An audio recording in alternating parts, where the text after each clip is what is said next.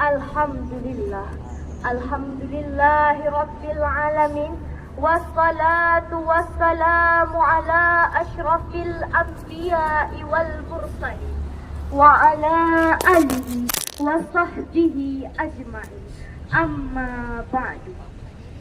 Puji syukur marilah sama-sama kita panjatkan kehadirat Allah yang telah memberi kita kesehatan sehingga kita dapat berkumpul pada pagi yang berbahagia ini. Selanjutnya salawat bermahkotakan salam sama-sama kita curahkan ke penghulu alam, yaitu baginda Rasulullah Muhammad sallallahu alaihi wasallam, yang mana oleh beliau yang telah membawa kita dari alam jahiliyah ke alam Islamiyah, dari alam kebodohan ke alam yang penuh ilmu pengetahuan seperti yang kita rasakan pada saat ini. Selanjutnya kata-kata penghormatan kami terutama sekali kepada Bapak Kepala SMA Negeri 1 Biren serta kepada Bapak Ibu Guru Wakil SMA Negeri 1 Biren. Penghormatan kami lagi kepada Dewan Guru beserta staf TU sekalian, dan tidak lupa pula kepada teman-teman yang saya banggakan. Pada kesempatan kali ini, izinkan saya mengajak kita semua menelusuri jejak-jejak luka. Bukan luka biasa, tetapi luka pengorbanan, luka cinta, luka pengorbanan dari sosok yang sangat mencintai kita, bahkan jauh sebelum kita terlahir ke dunia ini. Sosok yang setiap tetes darah dan air matanya membuktikan bahwa Islam ini tidak lahir dengan mudah. Siapakah sosok tersebut? Dialah baginda Rasulullah Muhammad sallallahu alaihi wasallam. Maka oleh karena itu, pada kesempatan yang penuh ukhuwah ini, izinkan saya menyampaikan satu syarahan singkat yang berjudul Jejak Luka Perjuangan Baginda Rasulullah Muhammad sallallahu alaihi wasallam. Hadirin yang berbahagia, tahukah kalian bahwa Rasulullah sallallahu alaihi wasallam telah diuji sejak ia belum membuka mata ke dunia ini? Beliau lahir dalam keadaan yatim. Ayahnya Abdullah wafat saat beliau masih berusia 2 bulan dalam kandungan ibundanya. Baru menghirup udara dunia, beliau sudah kehilangan tempat bersandar pertama dalam hidupnya.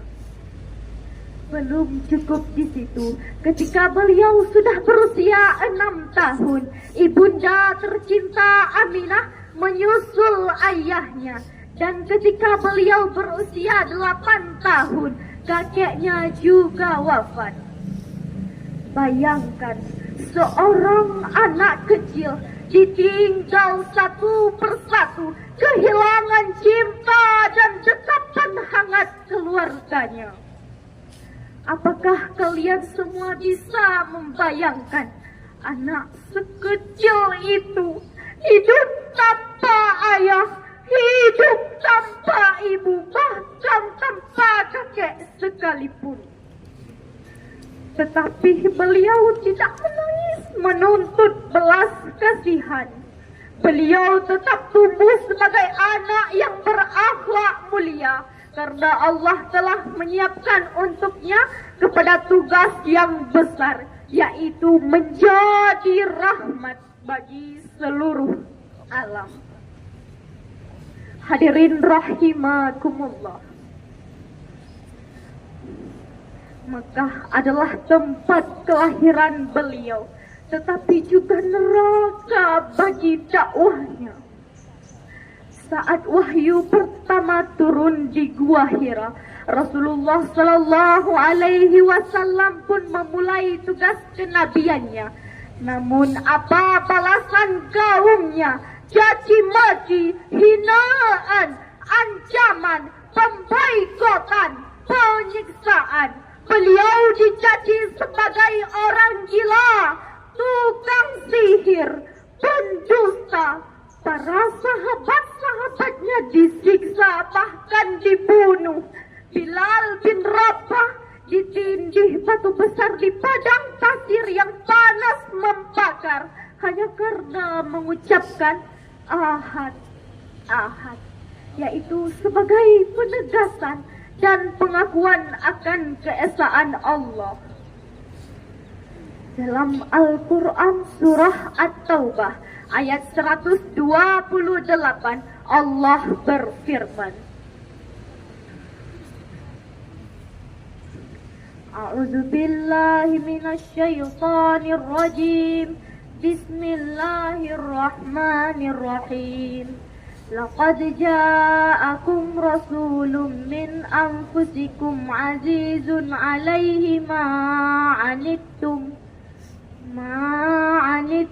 harisun bil mu'minina raufur rahim, yang artinya sungguh benar-benar telah datang kepadamu seorang rasul dari kaummu sendiri. Berat terasa olehnya penderitaan yang kamu alami, sangat menginginkan keimanan dan keselamatan bagimu, serta bersifat penyantun dan penyayang terhadap orang-orang mukmin. Hadirin rahimakumullah, ayat ini menegaskan bahwa Rasulullah Sallallahu Alaihi Wasallam adalah manusia yang hidup dan tumbuh di kalangan umat itu sendiri. Beliau menjadi seorang dengan penuh kasih sayang. Beliau ra'uf, sangat lembut. Beliau rahim, sangat penyayang. Sehingga betapa sedihnya beliau ketika menyaksikan para sahabat-sahabatnya disiksa, dipukul, bahkan dibunuh dengan kejam oleh musuh-musuh Islam. Namun justru setiap tetes darah sahabat itu menjadi kobaran semangat dalam dada Rasulullah untuk terus menyelamatkan manusia dari kegelapan menuju cahaya iman. Subhanallah. Hadirin rahimakumullah. Pada tahun ke-10 kenabiannya, Rasulullah Sallallahu Alaihi Wasallam ditinggal oleh istrinya Khadijah dan pamannya Abu Talib yang menjadi perisai yang selalu melindungi Rasulullah dari gangguan kafir Quraisy. Beliau harus menyaksikan sendiri orang-orang yang ia cintai direnggut satu persatu, sementara dirinya terus ditekan oleh kaum kafir Quraisy. Mereka meludahi beliau, melempari batu kepada beliau, bahkan kotoran unta pernah diletakkan di atas punggung beliau ketika beliau sedang sujud di depan Ka'bah. Astaghfirullahalazim. Astaghfirullahalazim. Saat semua pintu Makkah tertutup, Rasulullah Sallallahu Alaihi Wasallam mencoba mencari tempat baru untuk menyampaikan dakwahnya. Beliau berjalan kaki sejauh 80 km hanya ditemani oleh Zaid bin Harithah. Namun setibanya di Taif, apa yang beliau dapatkan? Penolakan, ejekan, kekejaman. Anak-anak di kota itu melempari batu kepada beliau. Darah bercucuran dari tubuhnya, bercucuran dari kakinya hingga membasahi sendal-sendalnya. Namun di tengah sakit luka dan kepedihan itu, beliau tidak memaki, tidak mendoakan keburukan. Bahkan ketika malaikat Jibril datang dan menawarkan untuk menghancurkan Taif, beliau berkata, "Jangan wahai Jibril, aku berharap kelak dari keturunan mereka itu akan lahir orang-orang yang menyembah Allah." Hadirin, siapa di antara kita yang mampu memaafkan seperti itu? Perang demi perang, hidup dalam ancaman dan darah, hijrah ke Madinah bukan akhir penderitaan, namun justru awal dari pertempuran besar. Perang Badar, perang Uhud, perang Khandaq, perang Hunain, semua beliau hadapi. Beliau memimpin langsung di medan laga. Darah bercucuran dari tubuhnya, gigi beliau patah, wajah beliau berdarah. Bayangkan seorang Rasulullah yang dijaga malaikat pun harus tetap merasakan luka fisik dan luka batin.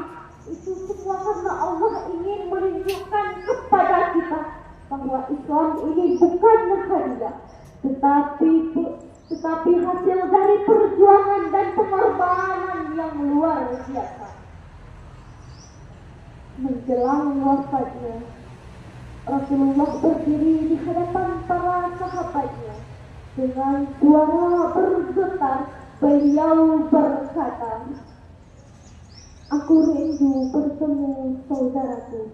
Para sahabat-sahabatnya bertanya, "Bukankah kami saudara-saudaramu ya Rasulullah?" Beliau menjawab, "Kalian sahabatku, tetapi saudara-saudaraku adalah mereka yang datang setelahku, yang tidak pernah melihat diriku, tetapi beriman kepadaku." Itu kita. Ya, kita yang hidup hari ini disebut saudaraku oleh Rasulullah. Dan ketika sakratul maut menjemput dengan tubuh yang lemah, nafas satu-satu, beliau masih memikirkan kita. Ummati, ummati, ummati, ummati. Sebegitu besar cinta dan kasih sayang beliau kepada kita umatnya. Saudaraku seiman, hari ini kita hidup tenang. Kita bisa sholat, mengaji, menyebut nama Allah. Itu semua karena ada seorang manusia yang berkorban seumur hidupnya, disakiti, dihina, berdarah-darah hanya agar kita bisa mengenal Islam. Namun, apa yang sudah kita lakukan hari ini? Apakah kita sudah menjaga akhlak seperti beliau? Apakah kita sudah pemaaf, rendah hati, dermawan seperti beliau? Atau jangan-jangan kita hanya mencintai beliau di lisan, tetapi menyakiti beliau dengan perbuatan? Na'udzubillah. Hadirin rahimakumullah, dari perjalanan hidup Rasulullah kita belajar dan dapat kita ambil kesimpulan bahwa perjuangan Rasulullah dalam menegakkan agama Islam adalah bukti cinta dan kasih sayang beliau kepada kita umatnya. Beliau rela berkorban, rela menanggung penderitaan, kesedihan, dan kehilangan orang-orang yang ia cintai demi tegaknya kalimat La ilaha illallah. Semua itu membuktikan bahwa Islam yang kita nikmati hari ini lahir dari tetesan air mata, keringat, bahkan darah Rasulullah dan para sahabatnya. Oleh karena itu, kita sebagai umat Islam harus menjaga keimanan kita dengan kokoh, mengikuti sunnahnya dan meneladani akhlak mulia beliau dalam kehidupan sehari-hari. Cukup sekian pidato ini kami sampaikan. Kurang lebihnya mohon dimaafkan. Semoga apa yang saya sampaikan bisa bermanfaat bagi kita semua. Pergi ke pasar membeli intan. Intan disimpan di dalam peti. Cinta Rasulullah jangan hanya ucapan, buktikanlah dengan amal dan bakti. Wabillahi taufiq wal hidayah. Wassalamu alaikum warahmatullahi wabarakatuh.